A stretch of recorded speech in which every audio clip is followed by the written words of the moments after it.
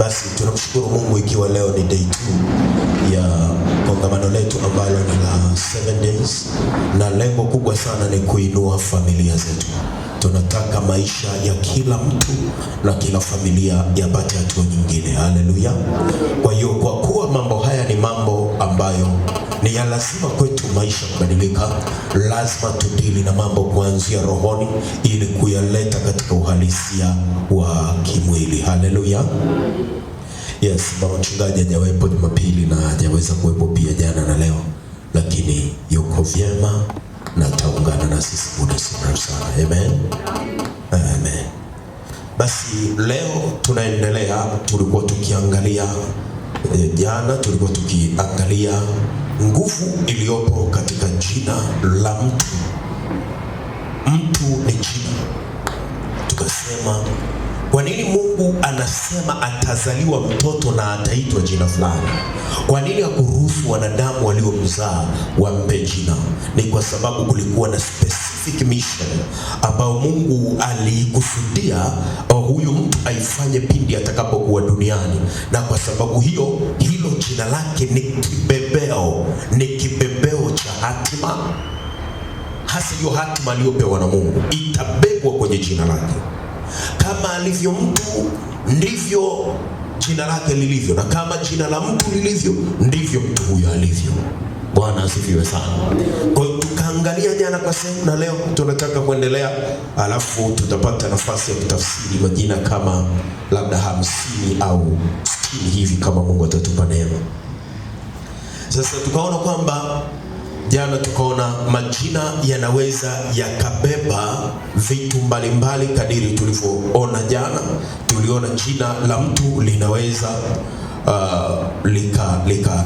likabeba utambulisho wake binafsi. Yaani jina likatumika kumtambulisha mtu. Yaani mtu who are you? Wewe ni nani? Mimi ni somebody dash dash. Okay? So jina lile linakutambulisha popote pale uendapo. Lakini jina linaweza kubeba tabia za mtu. Tukaona mfano mtu mmoja anaitwa Nabali kwenye Biblia. Yeye aliitwa Nabali, na Nabali ni mtu mpumbavu asiye na maana, na huyu mtu mke wake anaitwa Abigail, na akasema tazama, huyu mtu ni mpumbavu kama jina lake lilivyo, ni mpumbavu na upumbavu anao. Yaani yeye mwenyewe hilo jina lake jinsi lilivyo ndivyo alivyo huyu mtu.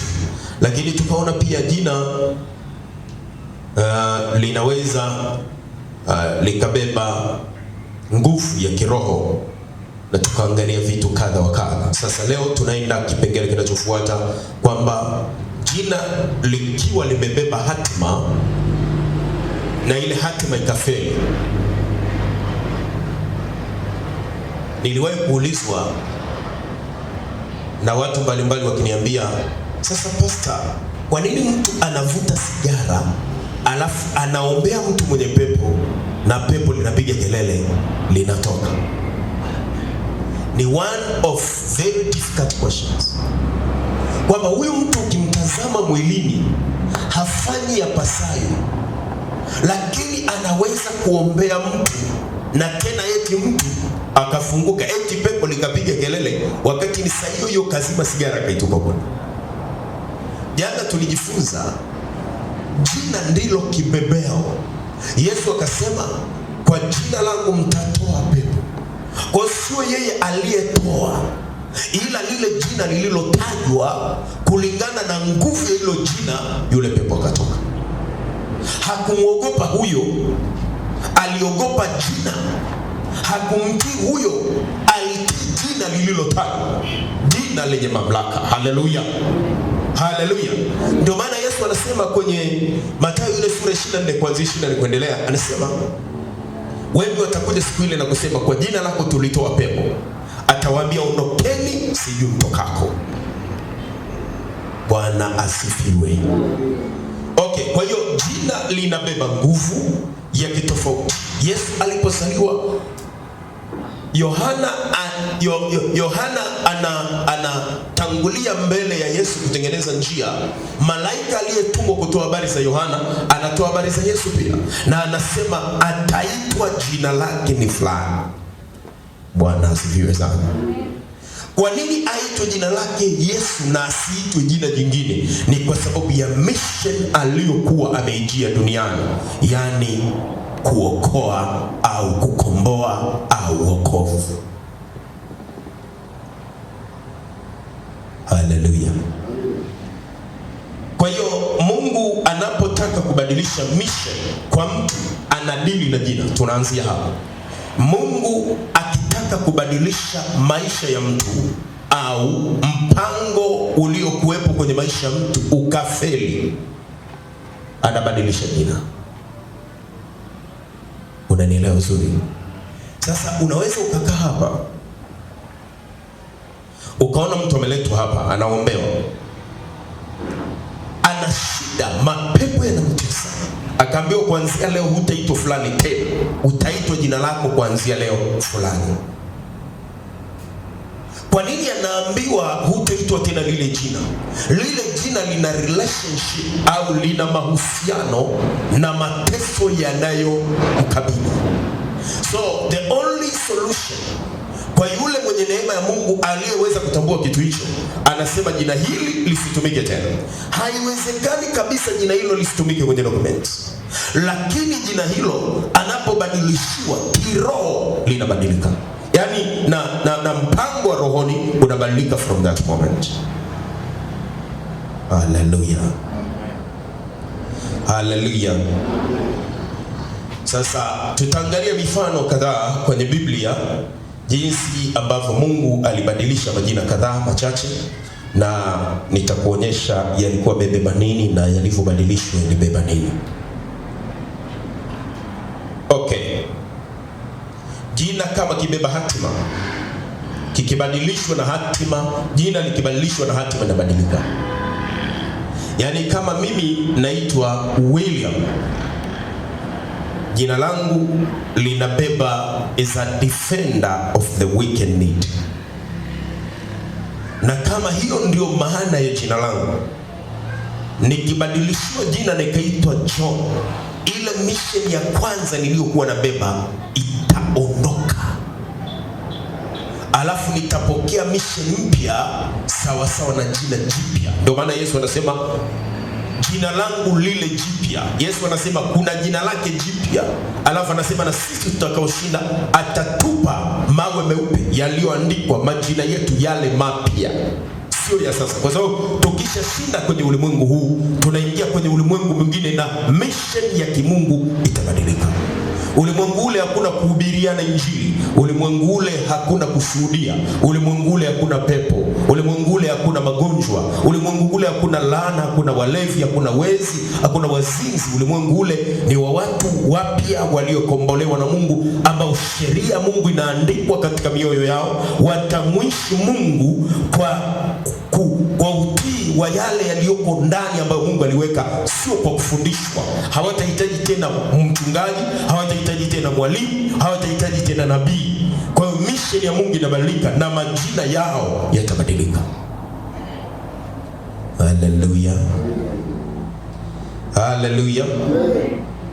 Mungu alipodili na Ibrahim aliyeitwa Abraham hapo mwanzo, kwenye Mwanzo ile sura, andika tu moja, Abraham kuwa Ibrahim. Unaandika Abraham kwenda Ibrahim. Kisa hichi tunakisoma pale kwenye Mwanzo 17 mstari ule wa 5. Mungu anamwambia Ibrahim, anamwambia hivi: wala jina lako hautaitwa tena Abraham, lakini jina lako litakuwa Ibrahimu, kwani nimekuweka uwe baba wa mataifa mengi. anamwambia hutaitwa tena Abrahamu, kwa sababu nimebadilisha mtazamo wangu, nimebadilisha mission kwenye maisha yako. Badala ya kuwa Abrahamu utakuwa Ibrahim, maana ukibaki na hilo jina la Abrahamu halina capacity ya kubeba hichi nachokiachilia kwako sasa. Kwa hiyo utaitwa Ibrahim, wakati mwanzoni ulikuwa Abrahamu.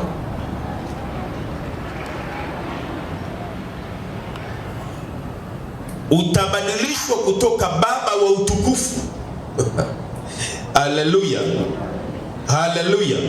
Hebu sema nitapewa jina jipya kwa jina la Yesu. Abrahamu maana yake ni baba wa utukufu.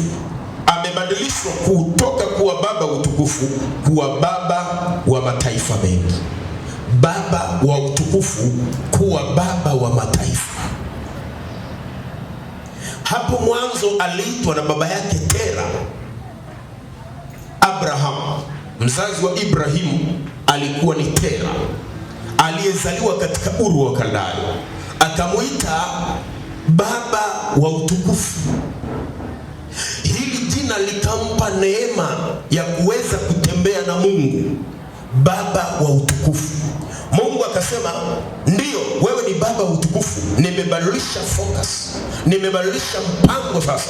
Hutakuwa tena baba wa utukufu, utakuwa baba wa mataifa. Haleluya, haleluya. Ni jambo dogo sana. Kama kuna mission uliibeba ikafeli, baada ya kufanya maombi, what happens? Mungu anakupa jina jipya kiroho, kwa sababu roho ya mtu ndiyo iliyobeba jina. All right, labda nizungumze hivi. What is spirit? Tunaposema roho, roho ni kitu gani? Ili neno roho, roho, ukisikia neno roho ni nini hasa? Roho inamaanisha uhai. Roho inamaanisha pumzi.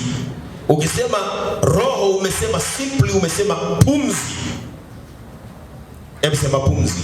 Pumzi. Lakini ukisema roho kwa tafsiri nyingine ya Kigiriki inamaanisha nishati.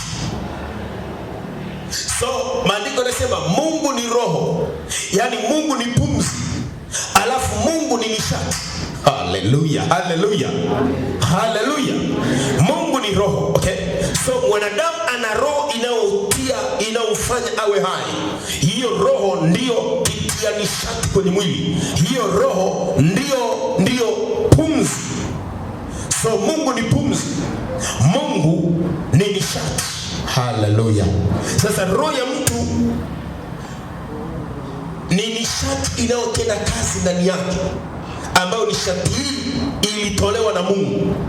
Nishati hii imewekwa na Mungu ndani yake. Ndio maana unapofunga na kuomba, ile nguvu ya kiroho inaongezeka, ile nishati inaongezeka.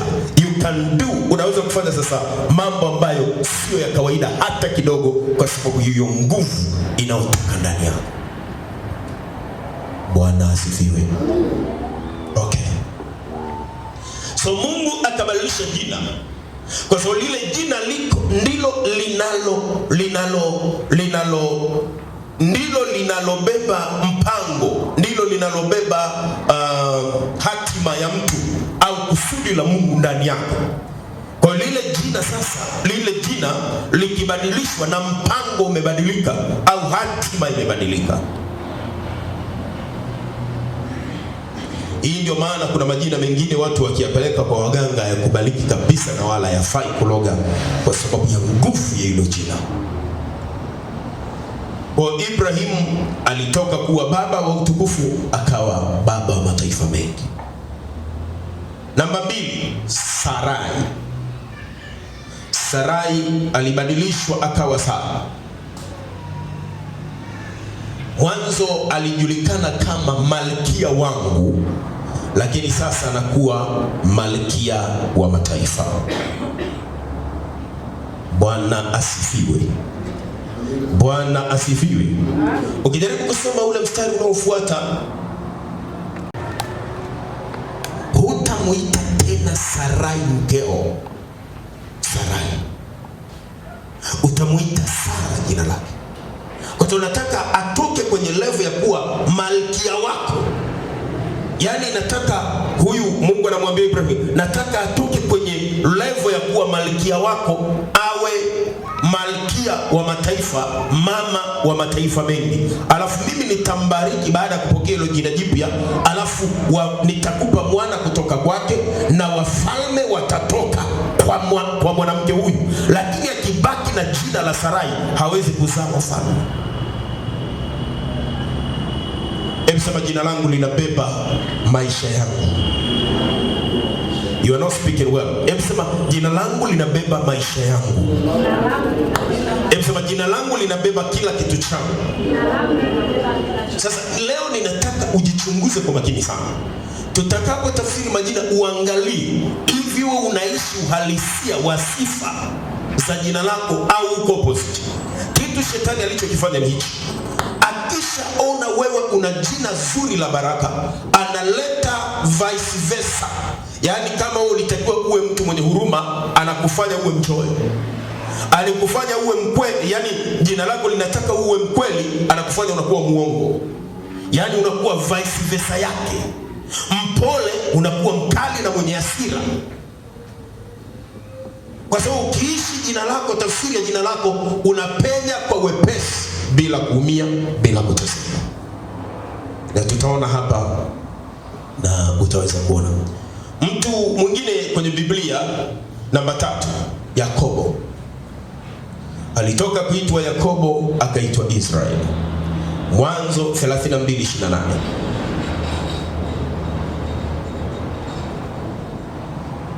Yakobo, tafsiri nzuri ya Kiebrania ni kizazi changu. Hilo neno chimbuko lake ni Greek word. Kwa hiyo tafsiri sahihi zaidi ni kizazi changu.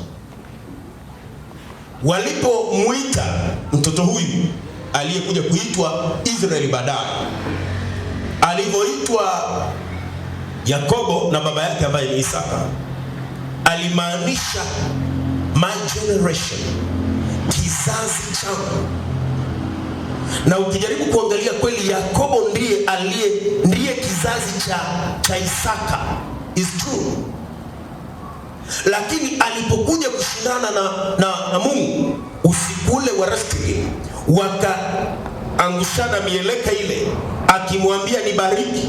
Mungu alimuuliza jina lako nani? Akasema ni Yakobo. Akamwambia kuanzia leo utaitwa Israeli, kwa sababu umeshindana na wanadamu ukashinda, na umeshindana na Mungu ukashinda. Kwa hiyo tafsiri ya jina lake ikatoka kuwa kizazi changu, na kuwa anayeshinda pamoja na Mungu. Anayeshinda, yani anayepambana akashinda pamoja na Mungu. Haleluya, haleluya. Tunaiona habari hii ikisomwa kwenye kitabu kile cha Mwanzo ile sura 32 mstari wa 28. Mwanzo 32 na mstari ule wa 28, neno la Mungu linasema hivi. 32:28, neno la Mungu linasema, akamwambia jina lako hutaitwa tena Yakobo ila Israeli, maana umeshindana na Mungu na watu, nawe umeshinda. Umeshindana na Mungu ukashinda, ukashindana na wanadamu ukashinda. Na nielewa, Yakobo alianza kushindana na kaka yake ambaye ni Esau, akamshinda. Akaenda akashindana na Labani, akamshinda. Sasa ameshindana na malaika akitaka abarikiwe, ameshindana na Mungu akitaka baraka, na ameshinda, akapewa baraka. So akaambiwa hutaitwa tena kizazi changu, bali utaitwa aliyeshinda, anayeshinda pamoja na Mungu. Yani anayeshindana, yani anayepambana akashinda akiwa na Mungu. Yani wanashinda pamoja na Mungu. Yani mimi napambana vita, ninashinda pamoja na fulani. Sasa Yakobo ambaye ameitwa Israeli, hakuna taifa linaloweza kushindana na Israeli, hata wangebaki watatu. wakapigana nao wakawashinda. Kwa nini? Kwa sababu vita yao wako na Mungu. Kwa hiyo wanapigana, wanashinda pamoja na Mungu. Tumpigie Israeli makofi. So unaona ile mission ya kwanza ambayo Isaka anaikusudia kwa mtoto wake ambaye ni Yakobo, ambaye ni my generation. Mungu anakuja anasema, nataka kupindua hii. Ninataka kupitia wewe nishinde pamoja na wewe. Yaani wewe ndio nakwenda na wewe vitani, na utashinda ukiwa pamoja na mimi. Tupigie Mungu wetu makofi. So once the name is changed, the mission also changed. Na jina likibakia vile, tukataka kudeposit au tukataka kuingiza, kuweka vitu vingine, vinaweza visiingie, havitakaa unless the name is changed. Hallelujah. Amen. Okay, mtu mwingine ni huyu. Namba 4, Petro. Simon, sorry. Mtu mwingine ni Simon, aliyekuwa anaitwa Simon akawa Petro. Kutoka Simoni kuwa Petro. Mathayo 16:18. Mathayo 16:18.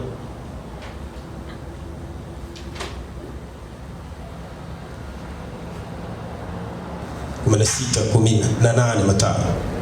Nasema hivi: nami nakuambia wewe ndiwe Petro, na juu ya mwamba huu nitalijenga kanisa langu, wala milango ya kuzimu haitanishinda. Yesu anamwambia Simoni kwamba mimi nakuambia wewe, kuanzia leo wewe ni Petro. Kwa jina umebadilishiwa nafasi ya kiroho.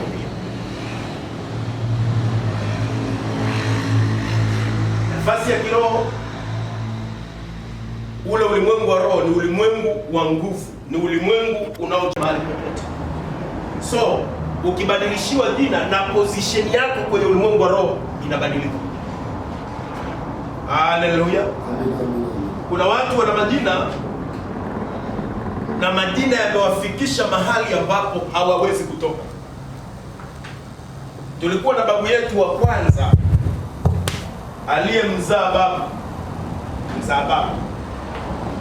huyo babu aliyemzaa baba. Na shetani ameanza ile tabia yake. Hebu sema shindwa shetani. Sema shetani shindwa kwa jina la Yesu. Hebu sema kwa jina la Yesu tunamfukuza. Achia nishati. Kwa jina la Yesu aliye. Hebu sema kupitia jina lipitalo majina yote. Achia kwa jina la Yesu. Hebu sema Jesus mighty name. Sema Jesus mighty name. Unaelewa tafsiri? Yesu ni jina kuu kuliko majina mengine. Amen. Amen. Shetani akisikia lazima akimbie. Kila kinachosikia hilo jina limetajwa lazima kisarende. Maana ni jina lipitalo majina yote. Okay. Sasa huyu babu aliyemzaa babu, ambaye ndiye aliyemzaa babu, alafu babu akamzaa baba, walikuwa na majina yale ya asili. Aliitwa jina kikabila aliyesogezwa.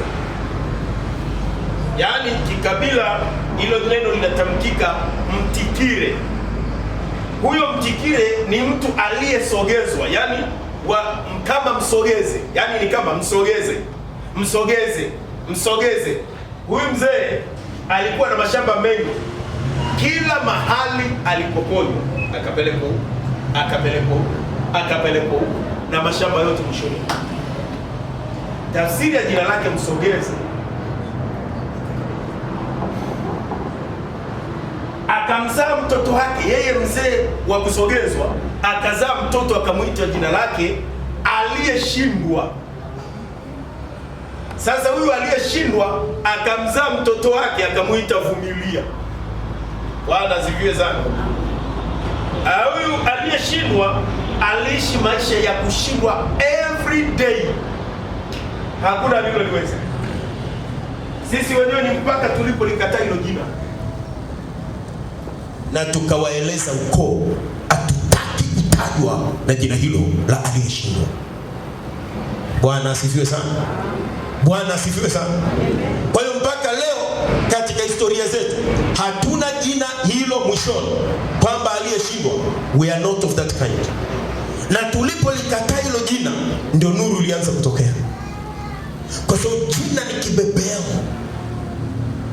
Huwezi kusema aliyeshindwa atafaulu shuleni. Hawezi, maana yeye mwenyewe anaitwa aliyeshindwa. Huwezi kusema aliyeshindwa atafanikiwa kibiashara. Never. Kwa sababu anaitwa aliyeshindwa. I'm telling you, hata hii huduma ingeshindikana kama ningekuwa natembea na hilo jina, ningeshindwa pia hapa. Sema shindwa shetani. Sema tena shindwa shetani. Wewe unamwambiaje shetani shindwa? Shetani shindwa, toka, shindwa. Alafu mtu anaitwa eti aliyeshindwa. Huyo anaweza nini?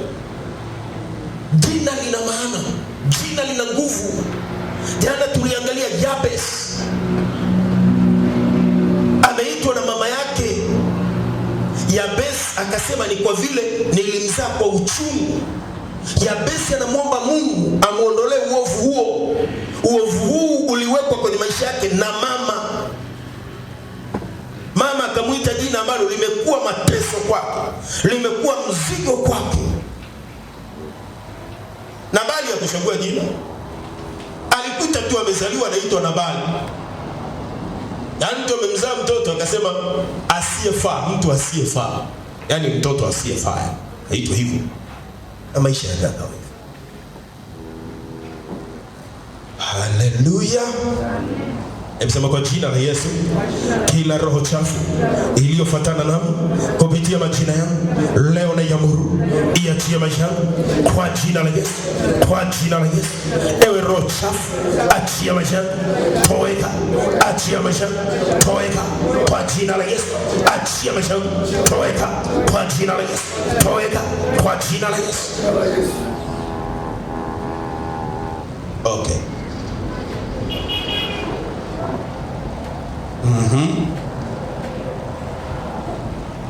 Kadiri ya jina lako lilivyo ndivyo ulivyo. Kadiri ya jina lako lilivyo ndivyo ulivyo. Kwa sababu roho inayotenda kazi ndani ya mtu huchangiwa pia sana na jina alilonalo. Tuliona Elima, watu wakisema alishindana na Paulo akitaka kuzuia liwali asipokee ile imani ya injili iliyokuwa inahubiriwa.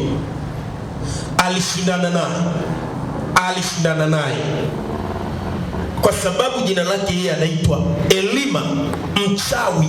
Tafsiri ya jina Elima, mchawi. Haleluya. Sasa hebu tuangalie majina kadhaa kabla tujaenda mbali zaidi. Hebu andika tafsiri za majina.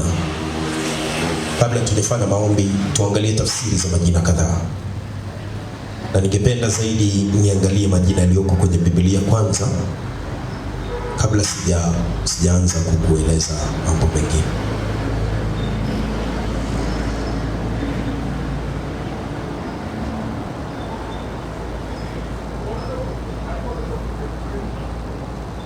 Jina la kwanza kabisa lililowahi kutajwa duniani ni Adam.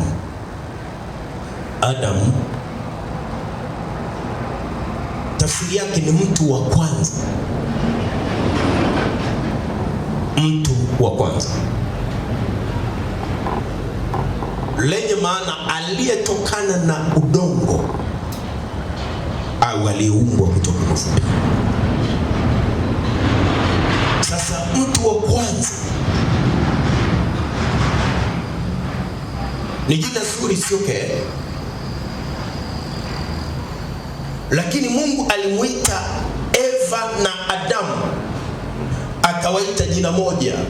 So jina Adam limetafsiriwa kuwa la kiume, lakini Mungu hakulitaja kuwa ni la kiume. Ningependa tusome kitabu cha Mwanzo ile sura ya 5. Mwanzo ile sura ya 5, tuone Mungu alipokusudia jina hilo litumike. Inasema kwanza mstari wa kwanza na wa pili. Hiki ndicho kitabu cha vizazi vya Adamu. Siku ile Mungu alipoumba mtu kwa sura ya Mungu alimfanya, mwanamume na mwanamke aliwaumba, akawabariki, akawaita jina lao, akawaita, yani mwanamke na mwanamume, akawaita jina lao Adamu siku ile walipoumbwa. So Adam na Eva walipoumbwa waliitwa jina lao pamoja, Adamu.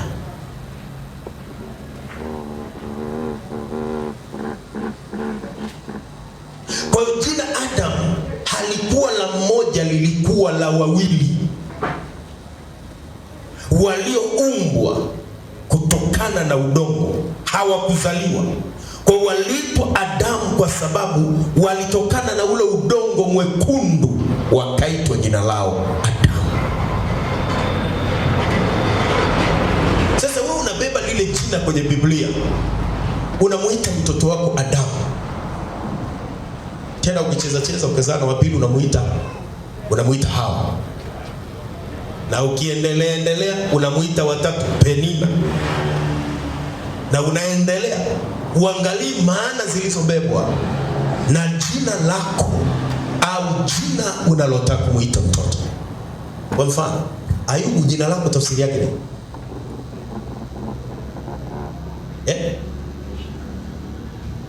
anayeshinda katika majaribu. Ayushwa. Au wewe umeichukua kulingana na Ayubu kwenye Biblia alishinda? Haleluya. Sasa sio tafsiri sahihi ile Adonipa, sio tafsiri sahihi. Lakini sasa yeye anakisha kwake anachokiamini. Sikiliza nikwambie. Kujua hakukupi uhalali. Yaani mimi sasa hivi nisipojua maana ya jina langu William, nikasema William ni shujaa, hiyo haitanipa mimi uhalali kuwa shujaa. Unanielewa ninachosema bwana? So ile tafsiri ya jina inaweza kuhamua mtu awe namna gani. Tafsiri ya jina. Okay, basi tuanze kuangalia majina kadhaa. Hiyo ya Adamu tumeona ni mtu wa kwanza aliyetokana na mavumbi. Mtu mwingine ni Ibrahim. Huyu Ibrahim ni baba wa mataifa, rafiki wa Mungu. Baba wa mataifa au rafiki wa Mungu. Angalia watu wote wanaoitwa Ibra, utatambua kasoro moja kwa Ibra. Yani ukiangalia hilo jina utatambua kasoro moja. Si watu kuzingatia mambo ya Mungu. Nini kimetokea? Shetani kafanya vice versa. Maana wanajua Ibrahim tafsiri yake ni rafiki wa Mungu. Ndio maana Mungu anasema pale, nimfiche Ibrahim rafiki yangu, nimfiche. Ikiwa yeye atakuwa baba wa mataifa, nimfiche nachotaka kufanya. Nini? Kwa nini wakina Ibrahim wapendi Mungu? Wanakuwa tu ni watu wa dunia. Shetani anapigana nao. Jina lingine ni Yusufu.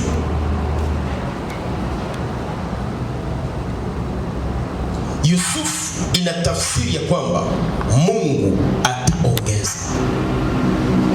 Mungu ataongeza.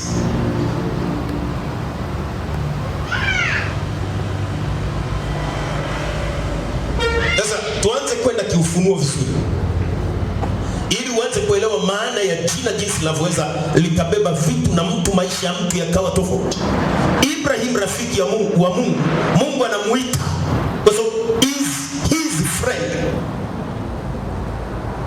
Ibrahim jamaa zako, nenda mpaka nitakapokuonyesha. Kwa nini Ibrahim ni rafiki wa Mungu? Kwa hiyo Mungu kuna wakati anataka azungumze na rafiki yake. Anamwambia Ibrahim, chukua mtoto wako kanitolee sadaka, nina njaa. Wewe ni rafiki yangu, chukua mtoto kanitolee sadaka. Kwa sababu ni rafiki wa Mungu. Yusuf, tafsiri yake Bwana ataongeza. Yuko gerezani, njaa imekuja, hakuna chakula cha kutosha. Yuko mtu anaitwa Bwana ataongeza.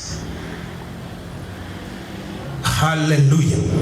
Anachukuliwa gerezani, anapelekwa katika nchi kuanza kudili na ardhi, kuanza kudili na mifumo ya uzalishaji. Bwana ataongeza, na mazao yakaongezeka, vyakula vikaongezeka. Wana wa Israeli walipokuja wakakaa chini ya neema yake, wakaongezeka na kuzaliana sana. Mpe Yesu makofi. Maana jina lake ndiye Bwana ataongeza. Hebu sema Bwana ataongeza. Rudia tena, Bwana ataongeza. Wewe unaitwa nani? Na je, maisha yako yanaenda sawa sawa na tafsiri halisi ya jina lako? Lakini kuna mtu mwingine aliitwa Daudi. Daudi tafsiri yake mpenzi wa Mungu. Ibrahim ni rafiki wa Mungu. Daudi mpenzi, yani anayependwa sana au anayependwa sana. Ndio maana hata Daudi alipokosea sana, bado alikuwa ni kipenzi cha Mungu.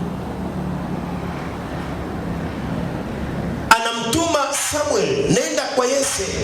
Alipofika kwenye familia ya Yese, wameletwa watoto wote.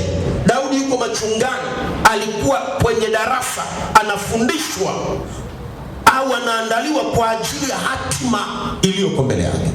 Na wakati Mungu anapomwandaa mtu, naomba hili mlifahamu vizuri, wakati Mungu anamwandaa mtu kwa ajili ya hatima iliyoko mbele yake, anaweza akakataliwa, anaweza akasahaulika, anaweza akachukiwa.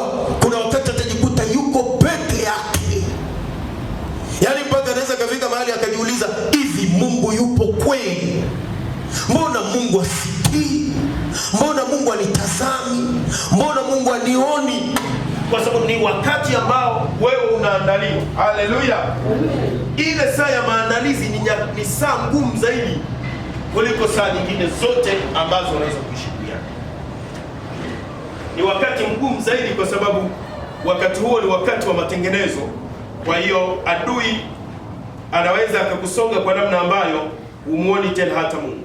Kwa hiyo Mungu ana urafiki na Ibrahim, lakini ni kipenzi cha Daudi. Ndio maana anamwambia mfalme Daudi, hutakosa mtu, hutakosa mtu wa kuketi katika ufalme milele. Alafu akaja kamleta Yesu. Yesu anaitwa mwana wa Ibrahim, mwana wa Daudi, mwana wa Ibrahim. Mwana wa Daudi, mwana wa Ibrahim. Yesu mtoto wa kipenzi cha Mungu, mtoto wa rafiki wa Mungu. Tumpigie Yesu makofi.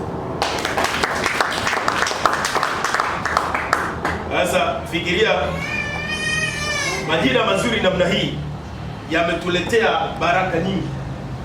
Fikiria sasa, wewe ni mwana wa mchawi, mwana wa mganga. Hebu jaribu kufikiria hapo, uangalie haya maisha yako yatakaje. Lazima panahitaji deliverance. Tunaendelea na jina lingine linaitwa Elia. Elia tafsiri yake Mungu ni Bwana. Elia tafsiri yake Mungu ni nani? Yaani Mungu ni mtawala au ni mkuu. Mungu ndiye Bwana. Bwana. Angalia wakati wa kuzaliwa kwake na kuishi kwake. Sasa nimesahau kuelezea Daudi wakati wa kuishi kwake, maisha yake yote hakutaka kuachana na Mungu. Kwa nini? Ni best friend, ni kipenzi chake. Alikuwa amekosea sana kuliko hata wafalme wengine, lakini alikuwa mwepesi sana wa kuanguka na kuomba rehema na toba. Na uoni mahali Mungu hata alimuua, kwa sababu ni kipenzi chake. Yaani anakosea sana, lakini baada ya kufanya makosa anamkimbilia Mungu, anamwambia nisamehe mno, nisamehe sana, yaani nisamehe, nimekukosea mno, nisamehe. Kwa maana nyingine ni kama kusema siwezi kukaa peke yangu bila wewe. Bwana asifiwe sana. Lakini Elia ana tafsiri yake hilo jina, Mungu ni Bwana. Wakati anapambana na manabii wa Baali, anawaambia nikusanyikieni leo, kila mtu atoe sadaka siku hizi mbele za Mungu. Yule ambaye Mungu atajibu kwa moto bila kutia moto, na awe ndiye Mungu wa kuabudu. Kama Baali ndiye Mungu, mfuateni, na kama Bwana ndiye Mungu, basi mfuateni. Haleluya. Na yeye anaitwa jina lake Elia, yani Mungu ni Bwana. Kwa hiyo madhihirisho anayoyatoa ya kushusha moto na kudhihirishia watu kwamba Mungu ndiye Bwana yatokana sana na nguvu ya jina lake. Bwana asifiwe sana. Bwana asifiwe sana. Anadhihirisha kwa sababu yeye mwenyewe jina lake linadhihirisha Mungu ndiye Bwana. Angalia anapoomba kwenye yale maombi yake, anasema Bwana unisikie, ninakuomba leo unisikie, watu wote hawa wapate kujua wewe ndiwe Mungu. Na haya yote nimeyafanya kwa kupitia wewe, nimeyafanya kwa jina lako, sio kwa mimi.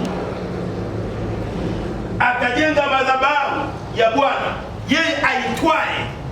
yeye aitwaye Mungu ndiye Bwana, akajenga madhabahu ya Bwana. Haleluya, haleluya. Sasa unakuta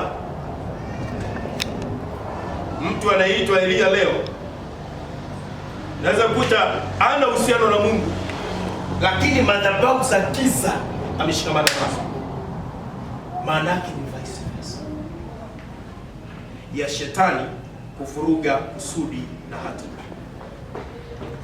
Jina nyingine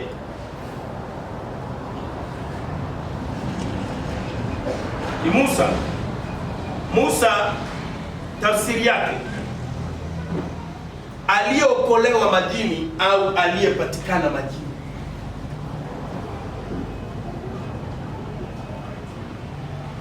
Sikatai msiite watu majina, waiteni sana majina mtakalo, lakini kuna missing somewhere. Jina ambalo haliwezi kwenda na kasi ya kimbingu, haliwezi kwenda na mpango wa kimbingu, hilo jina alimsaidii mtoto chochote zaidi, linaweza likamtesa. Ndiyo Musa anaitwa Musa, aliyeokolewa katika maji au aliyepatikana katika maji. Ni kweli huyo mtoto uliyemwita hilo jina ndilo jina lake, lakini wewe umefanyaje? Umelichukua, kwa sababu unajua limeandikwa kwenye Biblia. It's okay. Yanaweza kuwa majina mazuri, sweet names, matamu sana, mazuri kuyatamka, yanatamkika vizuri, lakini lile jina ni spirit. Unapompa huyu mtoto, lazima ujaribu kudetermine future, uangalie kesho ya huyu mtoto itakuwa nini, ili lile jina lisije likawa kizuizi. Bwana apewe sifa. Bwana apewe sifa. Amen.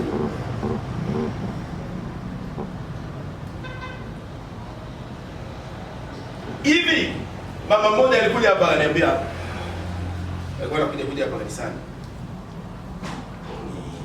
Ni upande gani? Lakini alikuwa analetwa na mama mmoja pia kanisani.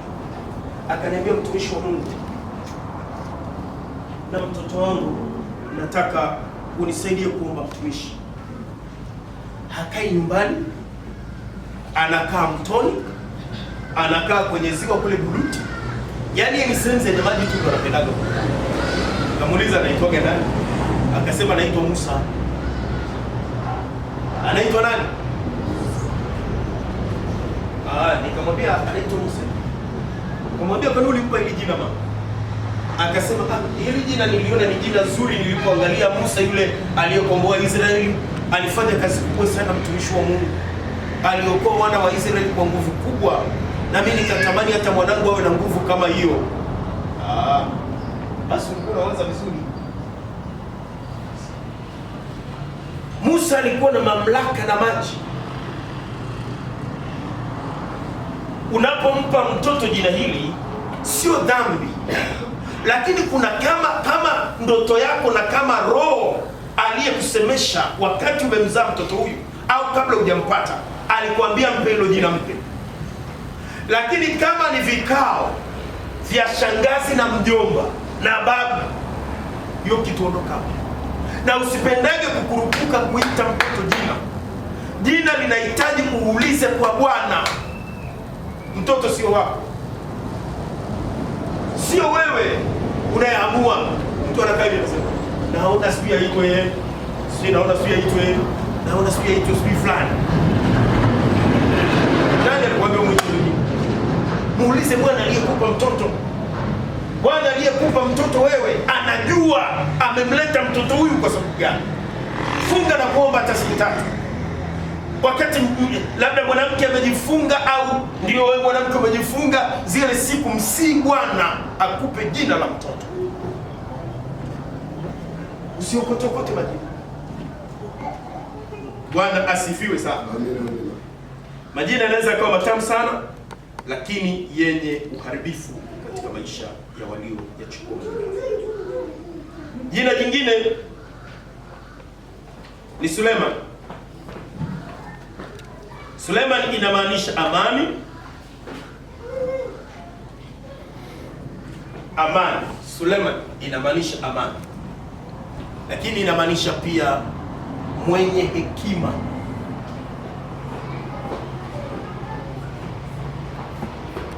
Jina jingine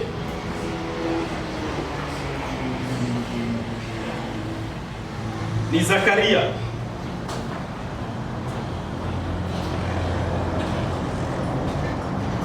Mtu yeyote anaitwa Zakaria, Zakaria tafsiri yake Mungu anakumbuka. Mungu anakumbuka. Sasa sijui Mungu anakumbuka nini? Ulipatana nini na Mungu kwa ajili ya mtoto huyo? Alafu ulipomzaa ukamwita jina hilo ukasema Mungu anakumbuka. Na wafahamu watu wengi sana wanaitwa Zakaria. Na kila Zakaria ninayofahamu hayuko nini kimetokea? Vice versa za shetani.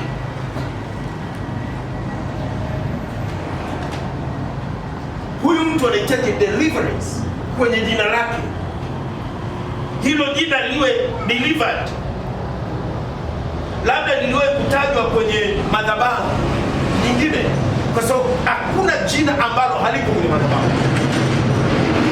Hakuna jina ambalo halina madhabahu. Izaida lishatajwa kwenye mizimu, kwenye kutambika, kwenye uchawi. Kila jina liko mahali fulani kwenye madhabahu. Bwana anakumbuka.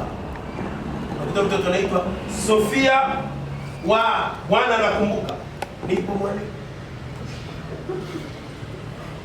Danieli wa Bwana anakumbuka. Nipo mwalimu. Huyu Bwana hamkumbuki Zakaria. Kuna shida gani? Vice versa, rafu za shetani. Na hizi vice versa na rafu za shetani, asipotokea mtu mwenye spirit. Kwa mfano, anatokea mtu anaitwa Victor. Eti Victor jina lake tafsiri yake nakwambia ushindi. Lakini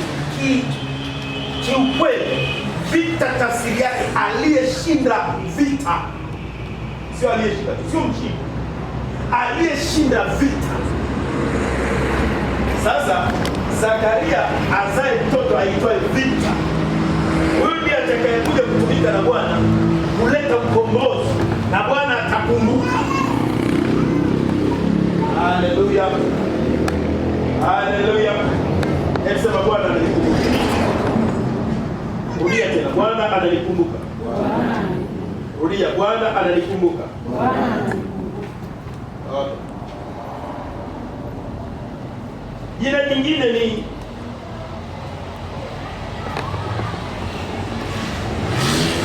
Daniel. Daniel tafsiri yake Mungu ni hakimu wangu. Daniel tafsiri yake Mungu ni hakimu wangu. Okay. Sasa wajamaa wakamtengenezea visa, wakamkamata wakaenda kumtupa kwenye tundu la simba. Tundu la simba kule, wale simba walikuwa wanatunzwa kwenye falme zote za dunia kama sehemu ya adhabu ya kifo ya aliyeshirika. Yaani ukisikia kama ndio kipindi hichi, ni wale wanaopotezwa wasiojulikana, wakisha kubeba wanaenda kukutupa kwenye hilo tundu. Sasa utapambana na simba walioko wenye njaa, hawajala, walishwa chakula, wanaletewa watu walioshirikana. Sasa wakamtengenezea mauzauza, wakampeleka, wakamtupa kwenye hilo tundu. Walipomtupa kwenye hilo tundu, simba wakasogea, wakanusa, wakasikia Bwana ndiye hakimu wangu. Haleluya! Mungu ndiye hakimu, ndiye atakayenihukumu mimi. Hakuna mwanadamu anaweza kunihukumu, hakuna yoyote anaweza kunihukumu isipokuwa mmoja tu, ndiye Mungu. Haleluya, haleluya. Majamaa wanakuja kukamatwa, kuna Shadraka, Meshaki na Abednego, hawa wanatupwa kwenye tundu, wanatupwa kwenye tanuru la moto. Nao wana majina ambayo ni majina yenye uweza wa Mungu, majina ya uweza wa Mungu, alafu wakatupwa. Nakwambia, once you have, ukiwa na jina lenye nguvu ya kiungu, nguvu ya kiungu, hata litokee jambo gumu kiasi gani halitaweza. Kwa sababu hilo jina lenyewe ni protection. Jina ni protection. Ndio maana leo unasema, ukiwa ndani unasema, Bwana Yesu ninaomba unilinde. Bwana Yesu ninaomba uniokoe. Bwana Yesu niokoe. Bwana Yesu niokoe. Yaani yake ukikuja kukuokoa, lile jina ulilolitaja lina nguvu ya kukuokoa. Haleluya. Amen. Haleluya. Amen. Ukitaka kujua hiyo, saa tayari imetokea, ukasema tu Yes au ukasema Jesus. Angalia kutakacho. Haujasema hiyo, hujamwambia fanya nini. Umesema tu my Jesus. Kama ilikuwa ni gari imefeli brake, utashangaa imesimama. Baraka tafsiri yake ni baraka kama lilivyo, au neema ya Mungu. Sasa tukianza kuzungumza, kwa mfano, mtoto anaitwa Baraka. Ni mtoto ambaye ana roho ya kujali sana, na kwa kuwa adui anajua jina lake ni neema ya Mungu au baraka kama jina lake linavyotamkwa, huwa adui anapigana naye kumfanya asiwe mtu wa kupata. Kwa hiyo vita yake kubwa iko kwenye uchumi. Bwana asifiwe sana. Lakini kuna mtu mwingine hapa anaitwa jina lake Emmanuel. Tafsiri yake Mungu yuko pamoja nasi.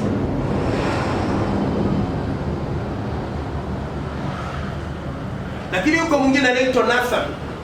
Nathan tafsiri yake ni aliyepewa na Mungu. Kwa hiyo ukiwatafuta hawa watu ambao wanaitwa Nathan, ni miongoni mwa watu waliofanikiwa sana kifedha, utajiri. Nathan, kwa sababu jina lake ndiye anaitwa aliyepewa na Mungu. wakipata magari wanaandika. Unakuta yani hao watu wenye majina na mimi, unakuta anaandika neema za Mungu. Hakuna lisilowezekana kwa Mungu. Mungu ni mkuu.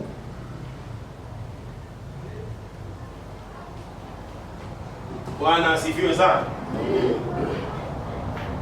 Okay. Sasa majina ni mengi sana. Hebu niseme tena Ezekiel. Ezekiel maana yake Mungu ni nguvu yangu. Mungu ni nguvu yangu. Samuel tafsiri yake aliyesikiwa na Mungu. Ndio maana Samuel kila alichoomba, aliomba mvua inyeshe na ikanyesha. Kila alichoomba alisikilizwa na Mungu.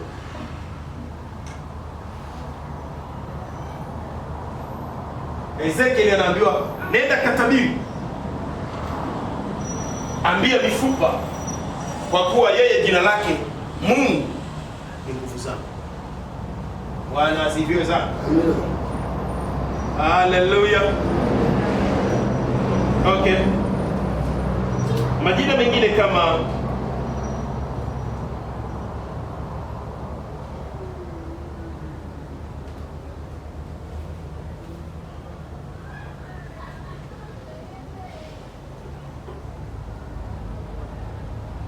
yes.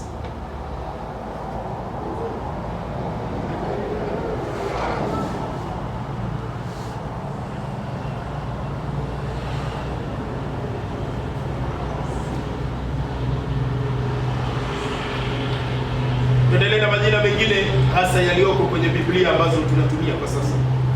Hii ya Agano Jipya. Jina la Yohana au John. Ukikuta mtu anaitwa Yohana au John, John au Yohana, jina moja tu. Tafsiri halisi,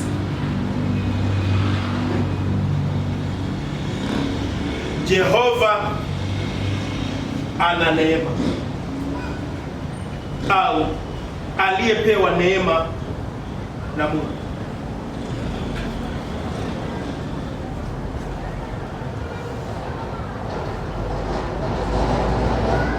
Usimuite mtoto wako Luka, kwa sababu neno Luka maana yake ni Mlukani. Lukani ni mahali palipokuwa kusini mwa Italy. Kwa walipomuita Dr. Luka, yule alikuwa ni mtu wa Mlukani, eneo ambalo liko Italy. Nazungumza Luka kama Luka. I'm not talking of Lucas. Lucas ni kitu kingine. Luka kama Luka.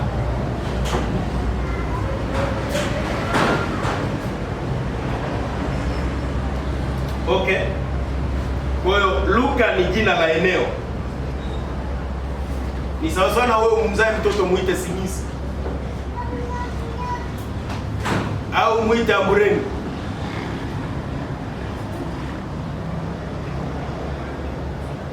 Jina jingine ni kama Mathayo. Tafsiri yake ni zawadi ya Mungu. Zawadi ya Mungu. Mathayo. Zawadi ya Mungu. Zawadi ya Mungu. Watu kama hawa wakifanya injili wanapenda sana. Wakifundisha wanapenda sana. Wakifanya mambo yanayohusikana na upendo, mambo ya NGOs na nini na nini, wanapenda sana, kwa sababu wao ni zawadi. Na yeye kuna mwingine anaitwa Paulo. Paulo maana yake ni mnyenyekevu. Mnyenyekevu. Naweza kuona sasa wakati mitume wanambatiza Sauli aliyekuwa anaua watu na kuwatesa, ilibidi wamvalishe jina litakalomfanya awe kama wanavyotaka. Wakamuita, wewe bwana, ulikuwa unapiga watu sana, wewe ni mkorofi, kuanzia leo wewe ni mnyenyekevu. Bwana asifiwe sana. Akaitwa mnyenyekevu. So Paulo mahali popote unapomuona ni mtu ambaye mara nyingi sio mtu wa vurugu, sio mtu wa fujo. Mara nyingi ni mtu mnyenyekevu, ni mtu ambaye hata tukiwa na watu kama hao kanisani kumwambia njoo piga magoti hapo, atapiga magoti na kutembea. Na kuna mtu mwingine ukimwambia piga magoti, yaani labda mpaka umpe na kibao ndio atapiga magoti. Yaani Paulo ni mnyenyekevu. Haleluya. Haleluya. Jina lingine ni Yeremia. Tafsiri yake Bwana atapandisha au Bwana atanyanyua juu. Kiuchumi, kimafanikio, unapokuwa chini, unakuinuliwa na Bwana. Huyu anaitwa Bwana atanyanyua kutoka chini, atainua hiyo familia iliyo duni. Bwana akawapatia mtoto, akasema mtoto ataitwa Yeremia. Ujue kabisa mtoto huyo ameletwa kwa mission ya kuja kuinua hiyo familia. Kwa hiyo familia itakuja kuinuka kupitia huyo aitwaye Bwana atanyanyua. Huyo mtoto huyo ndiye anayeweza kuja kufanya mambo makubwa, kuanzisha miradi, kununua magari, kujenga majengo ya zamani, kwa sababu jina lake ni Bwana atanyanyua au Bwana atainua juu. Haleluya. Walipoenda kumtupa kwenye shimo la kifalme, shimo lililojaa matope, mwenye kuitwa Bwana atanyanyua juu, Bwana alitengeneza mazingira akamtoa kwenye lile shimo, wala hakufa huko kwa sababu jina lake. Jina jingine ni Ayubu au jina Job. Nilikuwa na kiongozi wetu fulani anaitwa Job John. Sasa neno hilo kwa Kiswahili ni Ayubu, kwa Kiingereza ni Job. Bwana asifiwe sana. Nisema Job, Ayubu. Tafsiri ya neno hili ni anayechukizwa au anayeteswa. Yaani huyo mtu anaweza akakaa mahali akaona vitu vinavyotendeka vya dhuluma, vya uonevu, akawa anachukizwa na hicho kitu. Anachukizwa, yeye atakereka kuliko watu wengine wote waliokaa kwenye hilo eneo. Anayechukizwa. Lakini pia tafsiri yake anayeteswa. Sasa unaona shetani anaenda kwa Mungu, anamuomba aende kwa Ayubu. Kwani kulikuwa kuna watu wengine? Kulikuwa kuna watu wengine wakina Samson. Kwa nini shetani hajaomba aende kwa Samson? Kwa nini hajaomba aende kwa mwingine? Anaenda kuomba aende kwa Ayubu. Kwa sababu jina lake ni kwamba anayechukizwa na anayeteswa. Taarifa zote anazoletewa zinamchukiza. Leo nilipokuwa nachunga, moto umeshuka kutoka juu, ukateketeza, ukafanyaje? Ni mimi tu nimepona, mimi tu kukuletea habari. Nasema na Ayubu hili jina sio kwamba lina shida, ila wewe unatakiwa ulicontrol, ulipangie kuanzia sasa, na useme mimi sio wa kuumizwa wala sio kuchukizwa, mimi ni wa kufanikiwa. Bwana asifiwe sana. Biblia inasema utapewa jina jipya, bali kukana hilo jina. Kawaangalia watu wote wanaoitwa Ayubu. Yule mzee wetu bwana yule. Ilikuja kuwa matatizo makubwa sana. Siko kwa ajili ya kusema watu, lakini alioa mwanamke mnyenyekevu sana, mwenye jina kubwa na la heshima, aitwaye Debora. Lakini kwa kuwa aliolewa na Ayubu,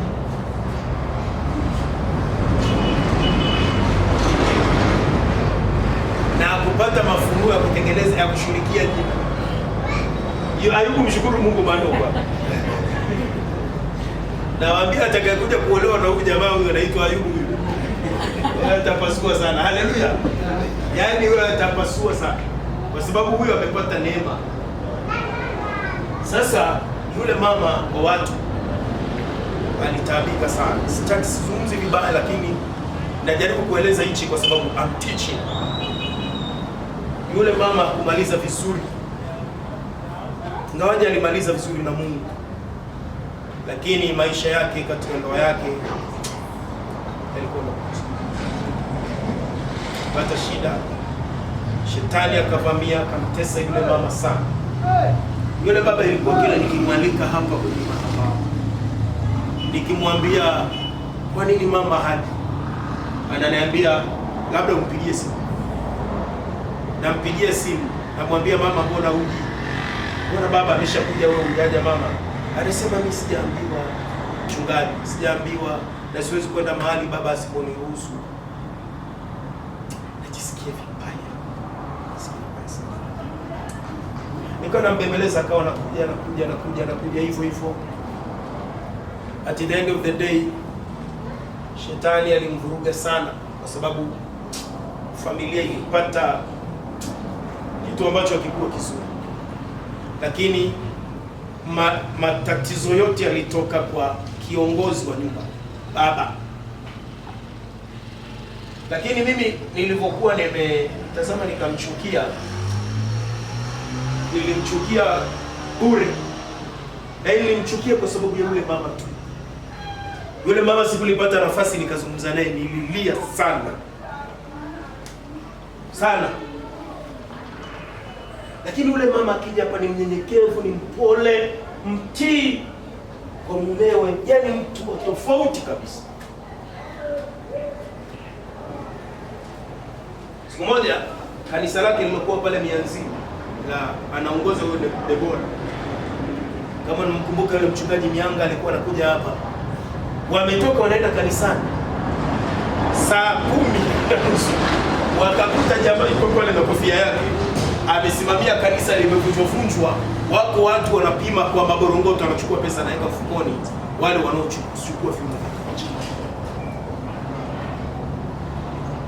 Alafu akatuma ujumbe akasema, mwambie William namtokea.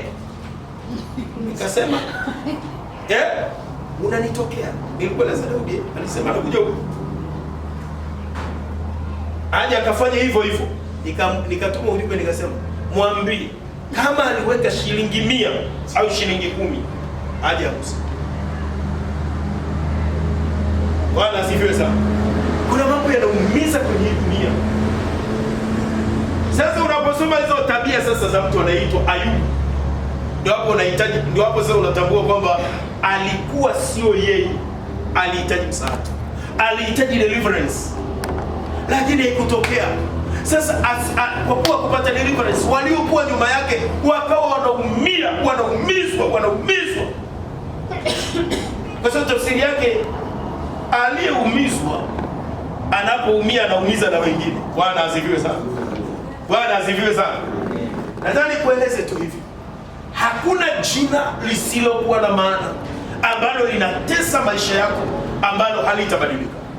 Kwa uwezo wa aliye juu, kila jina lisilo na maana ambalo lilipokelewa, kwa kuwa lilipokelewa kwa shukrani, litabadilika kwa damu ya Yesu Kristo na litatakasika, na kila roho tendaji itaondoka kwa jina la Yesu. Sema amen. Sema amen. Ayubu wangu atakuwa furaha sana, atakuwa baraka kwa wengi. Sema amen. Ayubu hujasema nini? Amina. Haleluya. Jina linaweza likabeba kitu ambacho kitakuwa mwiba kwa familia. Jina linaweza likabeba kitu ambacho kitakuwa mwiba kwa mke. Jina linaweza likabeba kitu ambacho kitakuwa mwiba kwa mume.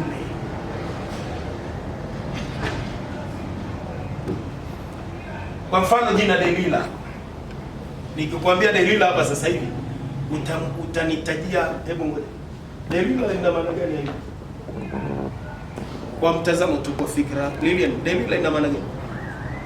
Jina lako lina maana gani Lilian?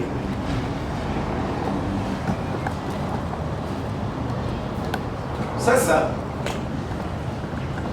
Delila tafsiri yake aliye mwenye kuchezea. Mwenye kuchezea.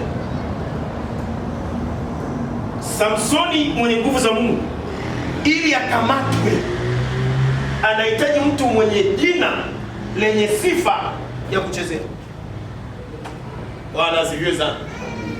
Kwa hiyo akatokea, lakini ni mwenye kupendeza. Pia tafsiri nyingine, mwenye kupendeza. Alimpendeza sana Samsoni, lakini Wafilisti walimtumia kwa sababu ya nguvu iliyokuwa kwenye jina. Jina lingine ni Yuda. Yuda ni sifa za Bwana. Sifa za nani? Yuda aliyemsaliti Yesu. Shetani alimchezea akaenda vice versa.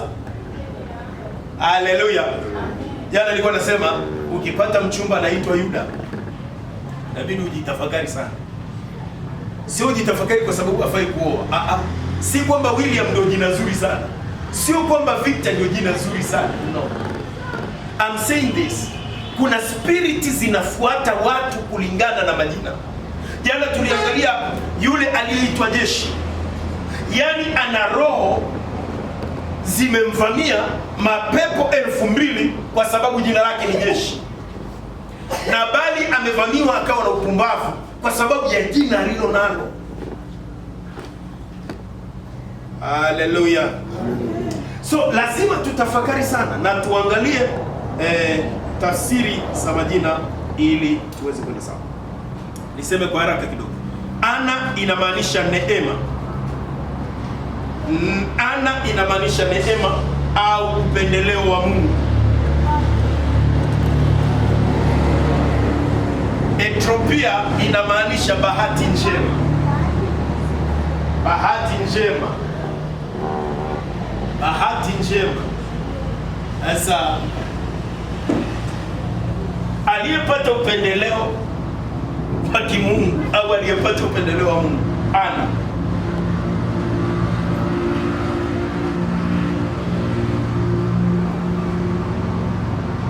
Ethiopia bahati njema. Bahati njema kwenye kila kitu ukifanya hichi. Yaani makosa yanatokea wapi unajua? Mungu alikuwa anasema nimeapa mimi ndimi Bwana. Mwisho wake alikuwa anamalizia mimi ndimi Bwana. Au asema Bwana. Kila nabii anayesema anasema asema Bwana. Mimi ndimi Bwana. Yaani mwishoni anamalizia jina lake. Si tunaenda kuanza kazi hautaji jina. I am William. This work.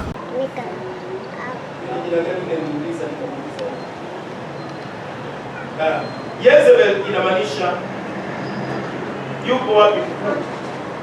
Yuko wapi? Jezebel. Yuko wapi? Jezebel. Kwa maana hii roho ya Jezebel huwa inaweza kushindana na watu wakuu. Maana yenyewe ni roho inayotafuta wakuu. Naelewa vizuri. Yuko wapi mkuu? Elia anashtaki kwa Mungu, anasema manabii wote wamechinjwa. Nani kawachinja? Jezebel anawatafuta. Alafu anamtafuta na Elia. Elia kakimbia, amelala chini ya mretemu, mtaraka. Amelala pale chini. Anamwambia Mungu, inatosha. Mimi sio mwema kuliko wengine. Ni afadhali nife na mimi. Elia alifanikiwa kuchomoka, lakini Jezebel aliapa, alimwambia hivi. Miungu ilifanya hivi na kuzidi, nisipokukamata na kukuchinja kama ulivyofanya. Elia akapambana, mwishowe akatoroka na magari ya moto. Akatoroka, akamwacha kijana wake anaitwa Elisha. Elisha akasema, mzee alipambana sana. Alikaribia kutolewa kichwa la kiganja. Sasa mimi niwe mwana diplomasia. Akawa ameziona zile proposition za baba yake, hakutaka fujo. Akaanza kuwa na urafiki na wafalme na kuzungumza nayo maneno ya amani. Maana alikuwa amepata darasa sana, alikuwa na baba yake. Wanatafuta, wanakimbia. Anaishi mahali na baba yake wa kiroho. Kweli ana upako wa kutisha, lakini wanaishi kwa mashaka. Bwana asifiwe sana. Na huyo Elisha anaitwa Elisha ni wokovu. Wokovu yuko na Elia ambaye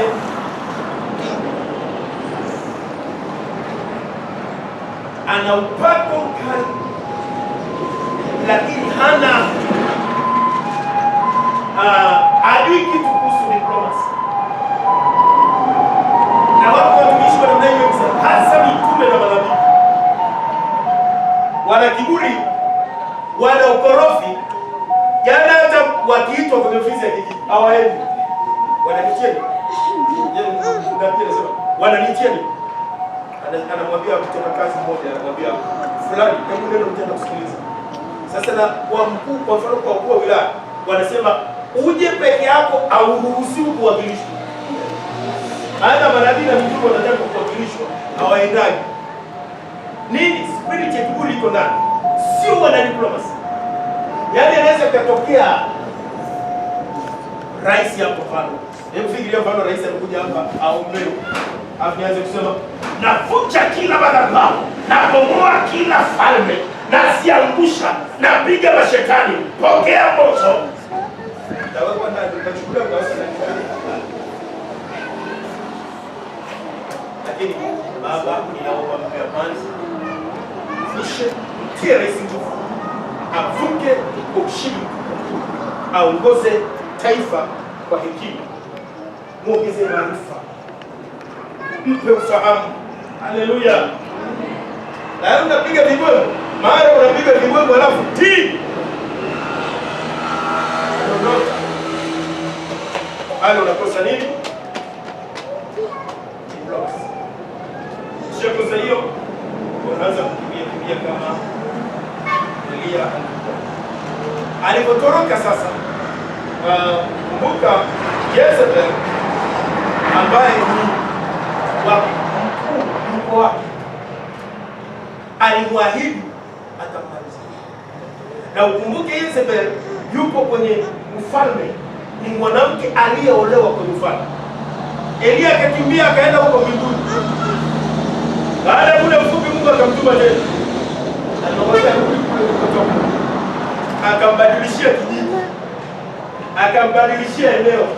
Alafu alipozaliwa akapewa jina jingine, akaitwa tena Elia, akaitwa Yohana. Na aliyefungua isiri ni Yesu. Na Biblia inasema Elia akarudi. Sasa kumbe aliporudi, hakurudi kama Elia, anarudi akiitwa jina Yohana Mbatizaji. Sasa amepewa upako wa kuandaa watu wamkubali Yesu. Alipomaliza upako wake umeisha, ameambiwa siku yake mwisho ilikuwa ni siku ile aliyombatiza Yesu. Mbingu ikafunguka ikasema, huyu ndiye mwanangu mpendwa wangu ninayependezwa naye, usikilizeni yeye. Kwamba kuanzia wewe Yohana, misheni yako imeisha. Submit kwa huyu, jikabidhi kwa huyu, anza kusikiliza alichotumwa. Yeye akaana mimi na upako naye na upako, na wanafunzi naye na wanafunzi. Yesu yuko upande huu, yeye akaondoka akaenda Ainoni, akaendelea kubatiza.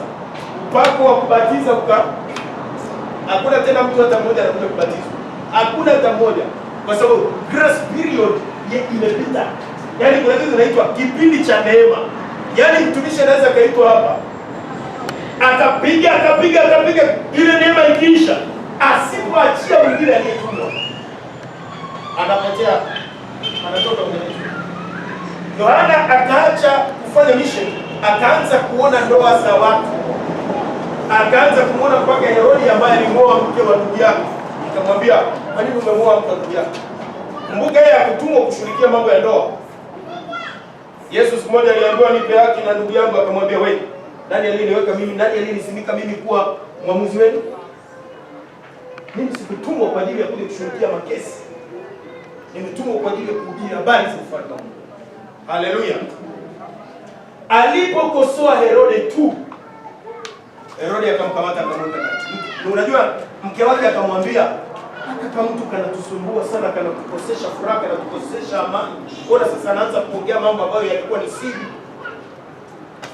Mwanamke wa kifalme, mwanamke wa kifalme. Kumbuka mwanamke wa kifalme alimwahidi atamkata shingo yule aliyeitwa Yezebel, ambaye jina lake ni mkuu. Yuko wapi?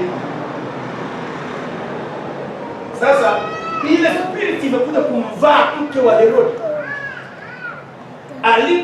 Siku moja mtoto wake alikuwa anafanyiwa birthday, akacheza sana mbele ya baba yake siku ya birthday. Baba akasimama akamwambia, bwana, wewe leo ni birthday yako na nimefurahi sana, hebu sema chochote unachotaka. Mtoto akasema, mamangu ni mshauri wangu. Pia akaenda kumuuliza mama yake hapo, Yohana alishakamatwa huko gerezani. Mwanamke anatamani asingekuwepo, yani Yohana, maana na wadisturb. Akaenda akafuata mama yake. Mama yake akamwambia, "Unakumbuka vipi wewe?" Anasema, "Hata mimi sikufanya na talipa." Yeye nipe kichwa cha Yohana kwenye sinia. Kichwa cha Yohana kwenye sinia. Katoto kakaja akasema, "Baba, unasema kweli utanipa?" Sasa nataka kichwa cha Yohana kwenye sinia.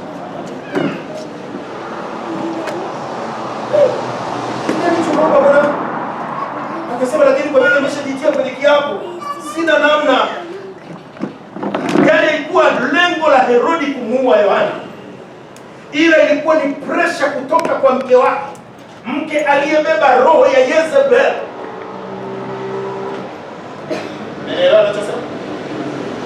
Akauawa, mtoto akapelekwa kichwa. Baba akasema,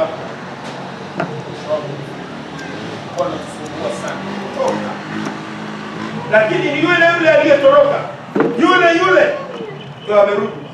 Neno la kifalme inamaanisha aliondoka. Yezebel jina lake huyu.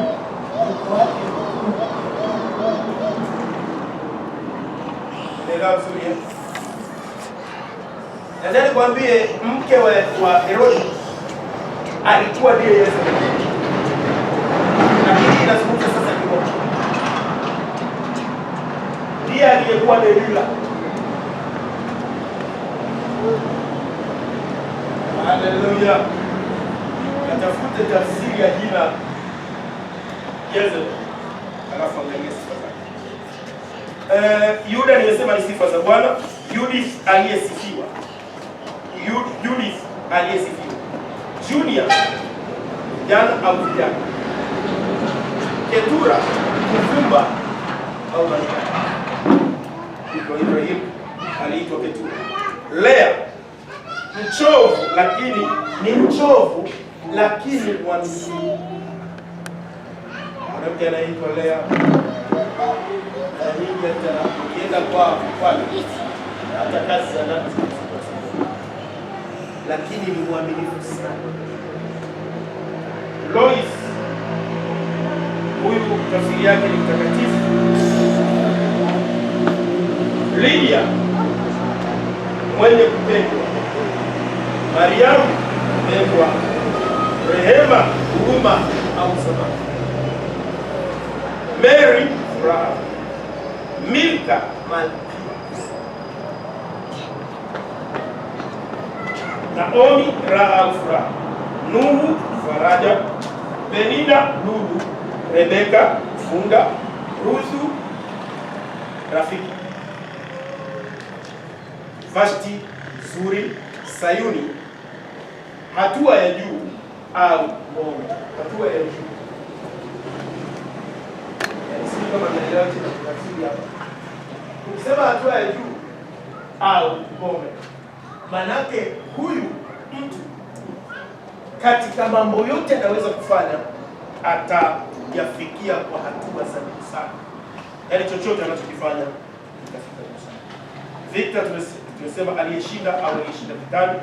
Celestina, furaha au ubunifu au sasa. Ukiona kwamba furaha ujue kuna anayekuchezea, huyo ni wa kuwashia moto, maana jina lako linatafsirika na usipobeba silaha ukaenda vitani, I'm telling you, utamiliki.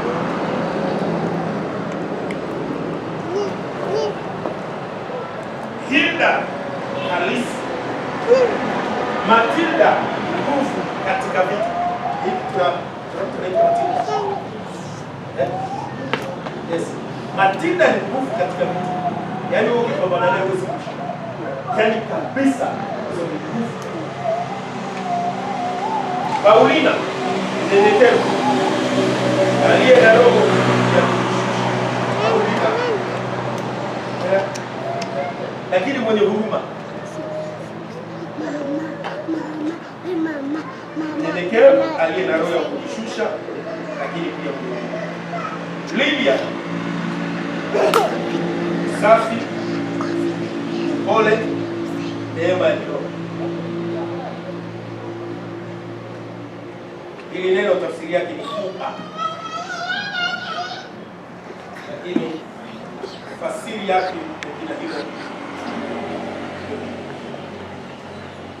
Bwana asifiwe sana. Nani mwenye jina atasikia jina lake? Yes, bwana ito nani? Patrick, wewe, James, wewe, nani? Gera. Majina haya yako zaidi ya 7. Tutaweza kuyasoma hata kufanya duty. Lakini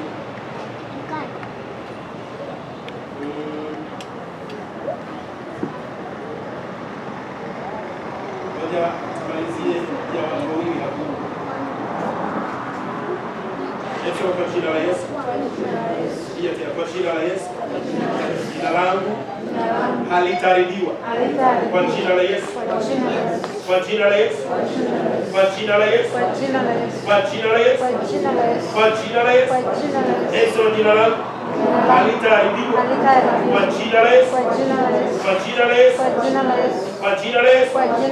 Kwa jina la Yesu. Halitaridiwa.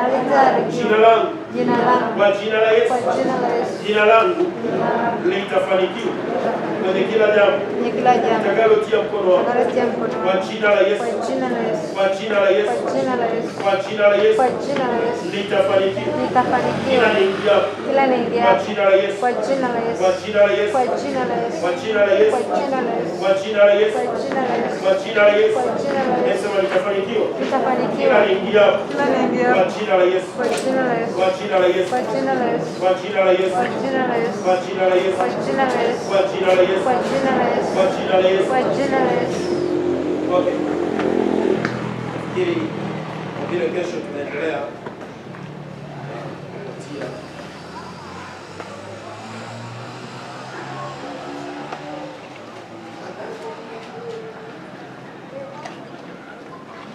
waliosalia, tutawapatia maana ya majina yao wale watakaotaka maana ya majina yao. Naomba muandike majina yako jioni hii, alafu tutatuachia, alafu kesho tutakupa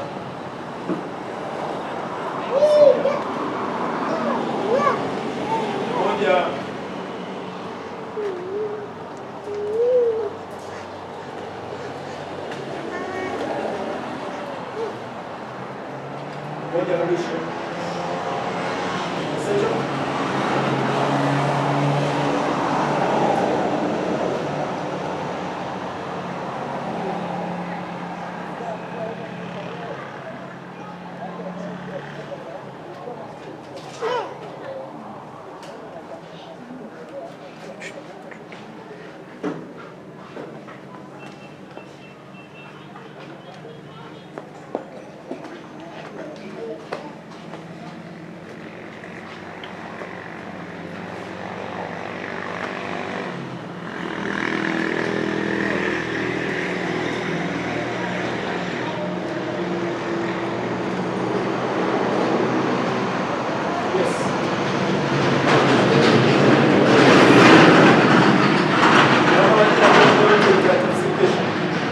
Taandika majina hapa wa Daudi, wale ambao wanataka tafsiri za majina.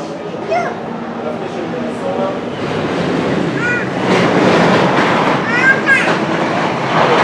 Hapo simama.